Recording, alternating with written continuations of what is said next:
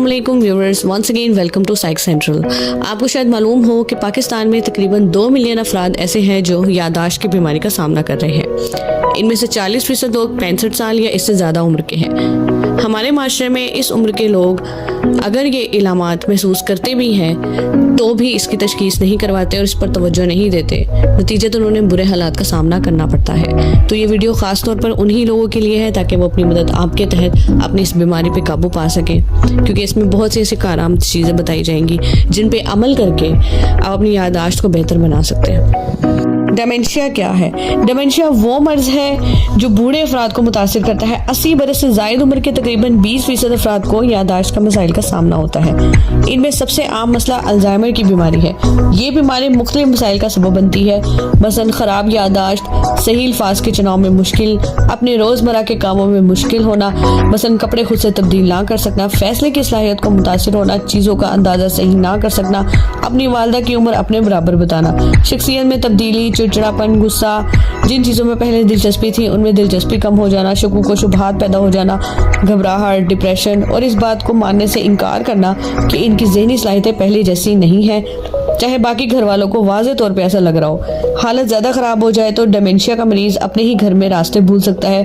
Dementia के मरीज़ अपने शौहर, बीवी या बच्चों को भी नहीं पहचान सकता। तो सबसे पहले हम देखते हैं कि किन मसाइल की वजह से याददाश्त ख़राब होती है। डिप्रेशन और एंजाइटी जिन लोगों को ज़्यादा हो वो लोग अपने ही मसाइल में उलझे रहते हैं और उनकी तवज्जो बहुत कम हो जाती है, जिसकी वजह से उनकी याददाश्त ख़राब हो जाती है। जिन लोगों को हमेशा थकन रहती है और बहुत ज़्यादा नींद आती है उनकी याददाश्त भी ख़राब रहती है। इसी तरह से दिल और फेफड़े की बीमारी होगी तो दिमाग में ऑक्सीजन की कमी होगी और ये भी याददाश्त के ख़राब होने की वजह बनते हैं। इसी तरह सीने या पेशाब का इन्फेक्शन, हत्ता कि गैर मुनासिब खुराक भी याददाश्त के मसाइल का सबब बनती है। तो ये कुछ अहम बातें हैं जिन पर अमल करके याददाश्त के मरीज अपनी याददाश्त को बगैर किसी इलाज के बेहतर कर सकते हैं। तो अगर आप किसी शख्स से अभी मिले हैं तो उसका नाम बार बार दोहराएं और कोई ऐसी बात जो गुफ्तगू के दौरान याद रखना जरूरी थी उसको लिख लें और इस मकसद के लिए डायरी का इस्तेमाल लाजमी करें। डायरी आपको दूसरी चीजें याद रखने में भी मदद करेगी। इसी तरह चाको चौबंद रहें हमेशा और वर्जिश करते रहें, एतदाल के साथ खाएं पिए, कोई भी ऐसा नशा नहीं करे, बाकायदा से जिस्मानी चेकअप अपना लाजमी करवाएं। सेहतमंद रहने में वैसे भी ये चीज़ आपको बहुत मदद देगी। और इसके अलावा चेकअप के बाद अगर आपको अल्जाइमर की बीमारी की तशखीस हो जाती है तो भी उसका इलाज जल्दी से शुरू हो सकता है। दिमाग का इस्तेमाल आप ज्यादा करें, ऐसे खेल खेलें जिनमें दिमाग पर जोर डले। इसी तरह कैलेंडर एक जड़ी बूटी है जो कि जोमेडन हियर नामी दरख्त से निकली है, जिसे हम गिंको बिलोबा कहते हैं। पहले जमाने में माना जाता था कि ये याददाश्त को बेहतर करता है। हो सकता है ये जिस्म में मौजूद जहरीली मवाद को साफ करके ऐसा करता हो या दिमाग में खून के बहाव की रवानी को बेहतर करता हो।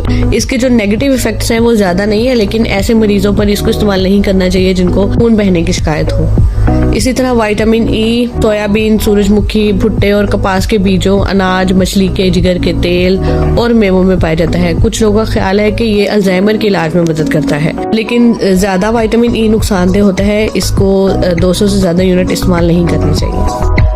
अगर इस मर्ज के मुतालिक मजीद आपके जहन में कोई सवाल है या किसी और मर्ज के मुतालिक आप कोई मालूमात हासिल करना चाहते हैं तो आप बिला झिझक मुझसे पूछ सकते हैं। वीडियो आपको अच्छी लगी तो प्लीज़ इसे शेयर लाजमी कीजिएगा, इसे लाइक भी कीजिएगा और चैनल को सब्सक्राइब कीजिएगा। अपना बहुत ज़्यादा ख्याल रखिएगा। अगली वीडियो तक के लिए अल्लाह हाफिज़।